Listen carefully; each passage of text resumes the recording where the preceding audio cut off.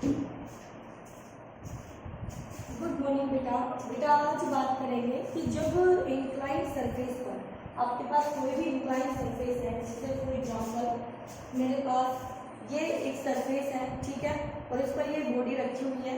तो जब हम इसको इंक्लाइन करेंगे तो ये बॉडी डाउन, अब ये बॉडी जो डाउन आई है तो इस बॉडी में कितना एक्सेलरेशन आया वो हमें फाइंड आउट करना है, ठीक है बच्चों। तो देखिए बेटा, सबसे पहले हम अपना इंक्लाइन सरफेस चूज करेंगे। तो ये हमारा इंक्लाइन सरफेस है जो ग्राउंड के साथ थीटा एंगल पर है, ओके। उस सरफेस के ऊपर हम मान लेंगे ये हमारी बॉडी रखी हुई है जो डाउन आएगी किसी ए एक्सेलरेशन से, जिसको हम फाइंड आउट करना चाह रहे हैं, ओके। बॉडी का मास m गिवन है हमें, ओके। अब इस बॉडी पर जितने भी फोर्सेस एक्ट करेंगे वो हम दिखा देंगे। सबसे पहले हमारा फोर्स आ जाएगा, हम यहाँ से दिखा लेते हैं सेंटर से। अगले डायग्राम में मैं आपको दूसरे तरीके से दिखाऊंगी। mg एक्ट किया बेटा, ठीक है। नॉर्मल एक्ट करेगा हमारा इस सरफेस के, कॉन्टेक्ट सरफेस के नॉर्मली, तो कॉन्टेक्ट सरफेस के नॉर्मली होगा टुवर्ड्स द बॉडी, तो ये नॉर्मल आ गया। फिर बॉडी डाउन जा रही है, तो जिस तरह बॉडी आ रही है उसके मोशन का अपोज करने फ्रिक्शन अपोजिट में आएगा। This is the friction force, ठीक है। मैं डाल करके आपको दिखा रही हूँ सारे फोर्सेस। ये फ्रिक्शन फोर्स हो गया। अब बेटा अगर हमारा ये x है और ये हमारा y है, तो हमारे पास सभी फोर्सेस या तो x में होने चाहिए या y में होने चाहिए। तो हम mg को क्या कर लेंगे, दो कंपोनेंट में तोड़ देंगे। तो हम इसको तोड़ लेते हैं। पहला कंपोनेंट हमारा ये आ जाएगा जो mg के साथ थीटा एंगल पर होगा, और दूसरा इसके परपेंडिकुलर फोर्स के दूसरी तरफ होगा। तो इसको कहेंगे mg cos थीटा और इसको कहेंगे mg sin थीटा। अब हम mg को भूल जाएंगे, इस mg को, क्योंकि हमने इसके दो कंपोनेंट देख लिए हैं, इसको दो हिस्सों में तोड़ लिया है, ठीक है। अब ये एंगल थीटा क्यों लिया है, इस लाइन और इस लाइन के बीच एंगल थीटा है, तो इनके परपेंडिकुलर्स के बीच भी एंगल थीटा होगा। इसका परपेंडिकुलर ये है और इसका परपेंडिकुलर ये है, और इन दोनों लाइनों के बीच भी थीटा आएगा। अब मैं लिख लेती हूँ इन y डायरेक्शन, तो y डायरेक्शन में बॉडी कहीं नहीं जा रही, तो n इक्वल टू सीधा सीधा आ जाएगा mg cos थीटा। इसको आप 1 मान लेना, ठीक है। इन y डायरेक्शन तो हो गया है। x डायरेक्शन की बात करें तो x में बेटा आपके पास बॉडी जो है a एक्सेलरेशन से इस तरफ आ रही है, तो यानी ये वाला फोर्स ज्यादा होगा इसके दूसरी साइड वाले फोर्स से। तो हम लिखेंगे mg sin theta minus f equal to f net. और ये नेट फोर्स किसके इक्वल होता है बच्चों, ये इक्वल टू होता है हमेशा mass of the body and acceleration of the body के, ठीक है। अब हमें पता है बट जो f है, फोर्स ऑफ फ्रिक्शन है, वो 1 होता है, यानी म्यू n के इक्वल होता है, और म्यू हमारा कोफिशिएंट ऑफ फ्रिक्शन है जो इस सरफेस के नेचर पे डिपेंड करता है बेटा। n आपका mg cos थीटा है, ये mg cos थीटा, ओके। तो अब हम इस इक्वेशन में अपनी स्टार इक्वेशन मान लेते हैं इसको, और स्टार इक्वेशन में सारी वैल्यूज पुट कर देते हैं। तो देयरफॉर इक्वेशन स्टार इंप्लाइज, तो पहले आ गई आपकी mg sin theta, okay, minus में f की जगह हमने पुट किया म्यू mg cos थीटा, और इक्वल टू में चल रहा है ma। बेटा यहाँ से m कॉमन ले तो g sin theta minus mu cos theta, mu g cos theta equal to a आएगा। सो a हो जाएगा हमारा g common sin theta minus mu cos theta, ठीक है। तो यहाँ से ये हमारा रिजल्ट आ गया है कि बॉडी में रफ इंक्लाइन सरफेस पर जब वो डाउन आती है तो कितना एक्सेलरेशन आएगा। और बेटा इस इक्वेशन से ये क्लियर है कि जो a है वो लेस देन g रहेगा हमारा, जो a है यहाँ पर वो क्या रहेगा, लेस देन g रहेगा, ठीक है बेटा। तो ये आपका एक इम्पोर्टेंट रिलेशन है, इसको आप जरूर करें। अब कुछ ऐसा ही आपको नेक्स्ट वाला रिलेशन भी लगेगा। अब हम फाइंड आउट करेंगे किसी रफ सरफेस पर, पहले हॉरिजॉन्टल सरफेस पर बॉडी मूव करेंगे कि किसी रफ हॉरिजॉन्टल सरफेस पर एक बॉडी को चलाने के लिए कितना वर्क करना पड़ेगा, और फिर इंक्लाइन सरफेस पर देखते हैं। ठीक है, तो वर्क फाइंड आउट करते हैं अगेंस्ट द फोर्स ऑफ या द सरफेस या फोर्स ऑफ फ्रिक्शन, वो देखिए अब यहाँ से वर्क है, और दो टाइप से डिस्कस करना है वर्क हमें, तो हम दोनों ही देख लेते हैं साथ साथ। देखिए मैं बोर्ड को बीचों बीच हाफ डिवाइड कर देती हूँ, और हमें अब बात करनी है वर्क डन की। वर्क डन अगेंस्ट फ्रिक्शन,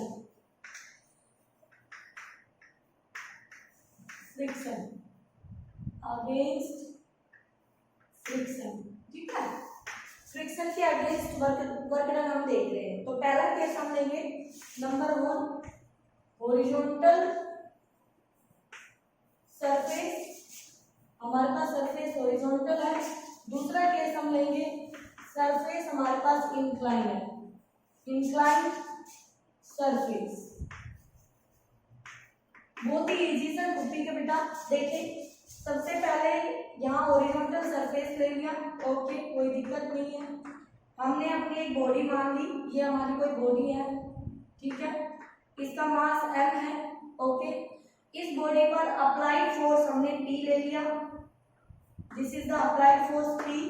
तो बॉडी इस तरफ जाएगी बेटा, तो आपका जो अपोजिंग फ्रिक्शन फोर्स आएगा, क्या वो इसके अपोजिट में F आएगा? बिल्कुल। बॉडी का mg हमें पता है, डाउन एक्ट करेगा, और नॉर्मल रिएक्शन इस कॉन्टैक्ट सरफेस के नॉर्मली ऊपर एक्ट करेगा। ठीक है, तो बॉडी यहाँ से कुछ दूरी s शिफ्ट हो गई है, तो हमने P जस्ट इतना लगाया कि वो इस फ्रिक्शन फोर्स के जस्ट इक्वल हो। ठीक है, तो बॉडी यहाँ से यहाँ पहुंच चुकी है आपकी, तो हमने यहाँ से यहाँ पहुंच चुकी है बॉडी। तो ये s डिस्टेंस डिस्प्लेसमेंट के थ्रू वर्क डन देखना है। तो बेटा जी देखिए सबसे पहले क्या यहाँ से हम लिख सकते हैं, जो n है वो इक्वल टू होगा mg के, नंबर 1 बोलो बेटा। बिल्कुल मैम। और जो अप्लाइड फोर्स है वो जस्ट अप्लाइड फोर्स, ठीक है, तो अप्लाइड फोर्स P है वो जस्ट इक्वल टू होगा किसके, फोर्स ऑफ फ्रिक्शन यानी F के, जिसको आप म्यू एन भी लिखते हैं, म्यू एन फन। बोलो बेटा। तो यहां से अप्लाइड फोर्स इक्वल टू आ गया म्यू एम जी। ठीक है, तो therefore work done through S displacement. तो बताइए बेटा वर्क डन क्या होता है, फोर्स इनटू डिस्प्लेसमेंट, और अप्लाइड फोर्स कौन है यहाँ पर, तो P। तो फोर्स P है बेटा, डिस्प्लेसमेंट S है बेटा, तो क्या मेरा work done W equal to P की जगह म्यू एम जी इंटू में S, क्या ये मेरा वर्क डन आएगा ऑन दी हॉरिजॉन्टल सरफेस? बोलो बिटू, यही आएगा। ठीक है, तो ये आपके पास आ जाता है हॉरिजॉन्टल सरफेस पर वर्क डन। ठीक है, उसके बाद इंक्लाइन सरफेस पर कैसे बात करेंगे। अब इंक्लाइन सरफेस मान लीजिए ये हमारा इंक्लाइन सरफेस है थीटा एंगल पर। ठीक है, यहाँ पर हमने एक बॉडी ले ली, ये हमारा कोई ब्लॉक है, m मास है उसका, ओके। ब्लॉक का mg डाउन एक्ट करेगा, नॉर्मली एक्ट करेगा कॉन्टैक्ट सरफेस के। बॉडी पर applied force, this is the applied force P है। ठीक है, इंक्लाइन सरफेस पर आप लेके जा रहे हैं, तो फोर्स ऑफ फ्रिक्शन बैक में आएगा, this is the force of friction. ठीक है, अब काम है कि हम mg को कंपोनेंट में तोड़ लें, तो एक कंपोनेंट तो ये आएगा थीटा एंगल पर mg cos थीटा, दूसरा इसके perpendicular mg sin theta. Okay बेटा, तो यहां से क्या लिखेंगे, देखिए ध्यान से, from figure n equal to क्या दिख रहा है आपको, n इक्वल टू दिख रहा है mg cos theta, mg cos theta. ठीक है, अप्लाइड फोर्स निकाल लीजिए।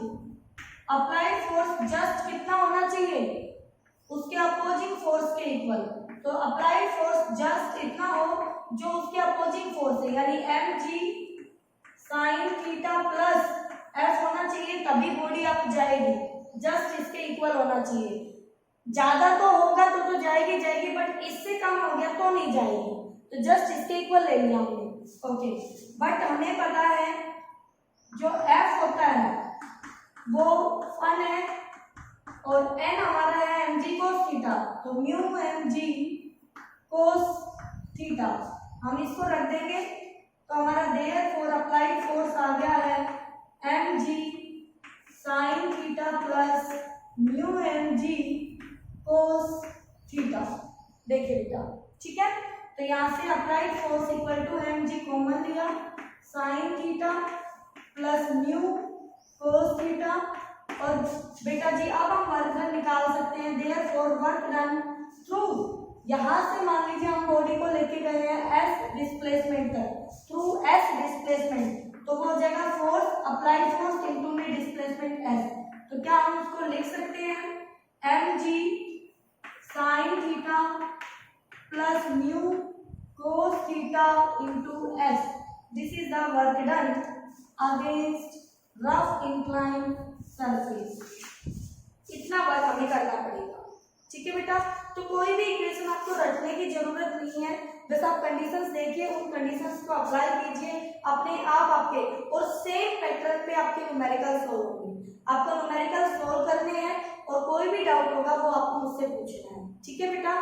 तो यहाँ पर जैसे हमने ये डेरिवेशन किया है, बिल्कुल इसी स्टेप में न्यूमेरिकल कुछ नहीं है, सिर्फ अब यहाँ पर न्यूमेरिकल वैल्यूज पुट कर दो तो ये न्यूमेरिकल बन गया है। सेम क्वेश्चन यहाँ कह दें आपको कि बॉडी का मास दे दिया 10 किलोग्राम, ठीक है, तो बॉडी का मास 10 किलोग्राम दे दिया और म्यू इस सरफेस का कोफिशिएंट ऑफ फ्रिक्शन दे दिया हमें इतना, तो सारी चीजें अपने आप निकलती हुई आ जाएंगी। बताइए उसका वर्क डन कितना होगा, बताइए उसका डाउन द एक्सेलरेशन कितना होगा, तो कुछ भी पूछ सकता है आपसे, ठीक है, तो आप निकाल सकते हैं इस तरह से।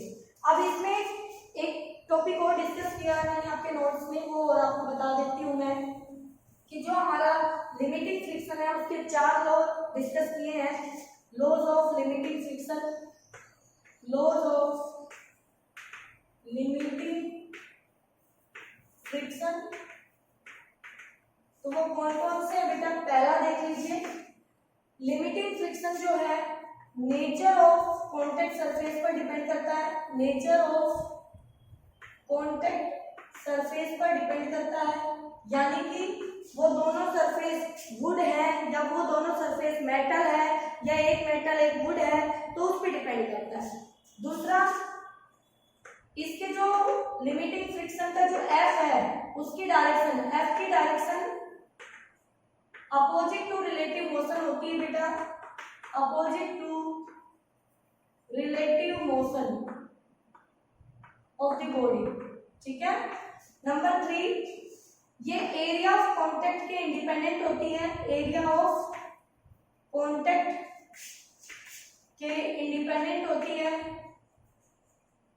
Limiting friction, area of contact के इंडिपेंडेंट। अगर बॉडी का नॉर्मल रिएक्शन सेम है, यानी मैं ऐसे दिखा सकती हूँ आपको कि ये एक सिस्टम ऐसे है, तो इनका जो नॉर्मल रिएक्शन है दोनों का मिलके पहले जितना ही अब आ रहा है, दूसरा सिस्टम ये ले लिया ऐसे, पहले भी नॉर्मल उतना ही था, अब भी नॉर्मल इतना ही है, बट यहाँ एरिया ज्यादा कांटेक्ट में, यहाँ एरिया कम कांटेक्ट में है, तो ये एरिया ऑफ कांटेक्ट के इंडिपेंडेंट है। नंबर 4, जो फोर्स ऑफ फ्रिक्शन है वो डायरेक्टली प्रोपोर्शनल है नॉर्मल रिएक्शन के, तो यहाँ से फिर हमने इक्वलिटी ली थी, म्यू एन आया था और फिर म्यू को हमने निकाला था F बाई एन से, force of friction to normal reaction हमारा रेशियो आया था, ठीक है बेटा। तो यहाँ पर मैक्सिमम फोर्स आ जाता है और ये normal reaction, maximum static friction, तो ये 4 लॉज है लिमिटिंग फ्रिक्शन के, ओके, जो आपको नोट्स में मिलेंगे, और ये तीनों डेरिवेशन इनके न्यूमेरिकल आप प्रैक्टिस करेंगे, जो भी डाउट आएंगे आप मुझसे पूछेंगे, ओके बच्चों।